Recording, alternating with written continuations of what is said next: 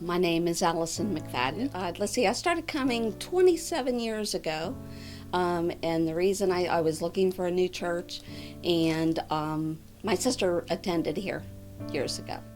I was raised Catholic. When I was growing up, I had a very horrible temper.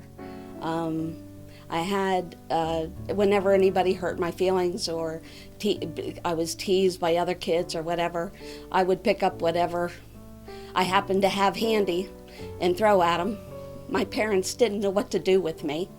They had tried everything. I was around 12 years old and I had knocked the neighbor boy off his bike because he was tormenting my brother. My mother finally at the end of her rope said, "Alison, you are not allowed in this house anymore until you go up that road and apologize to that boy." And I went down over the hill and I sat and I cried and I had my first argument with God. And I kept saying, "No, God, I'm not going to go up there and apologize," because he was tormenting me. He had it coming. As the night started to creep in on me, and I was realizing my mother wasn't going to give in on this one. I guess I just got to the end of the argument and I just said, "God, you know what, if you want me to get there, you better get me there because I can't do this by myself." And somehow I found myself at their back door. I don't remember walking 4 country houses away, but I found myself at their back door. And I knocked on the door and his mother came to the door and I told her that I was there to apologize to AJ for knocking him off his bike. I was different after that. Several months later, we had left the Catholic Church. A priest yelled at me. I was in the confessional and he yelled at me because I forgot how to start a prayer.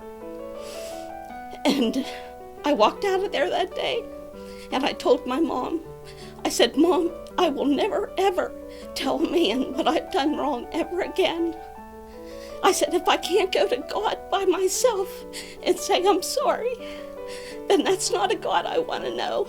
And around that time, my mom's friends had become Christians, and she started going out there, and they led her to the Lord. And I remember shortly thereafter, they prayed with me, and that was the day that I was saved. And in my 20s, I started attending a Methodist church out in Pleasant Grove, Ohio, with my husband, and we got baptized together out there. My life has gone along pretty well. God has brought us through a lot of things. We've had 2 children. We lost a child that was 1 day old. I've lost 2 grandchildren now, but I do have 2 healthy grandchildren. Recently, I've been having a lot of trouble with my health. And I'm in pain a lot of the time. But one day I just knelt down and I started to pray and cry, and I just asked God, I said, "What else do you want from me?" And he said, "Get baptized again." So that's why I feel so strongly about getting baptized. I've heard from God before in my life, but never quite so strongly. And it was just very clear to me that's what he wanted me to do. Maybe it's because I was so young the last time and I'm not quite sure I knew what it meant to be crucified with Christ. But I remember my mother saying that several times, that we must be crucified with Christ.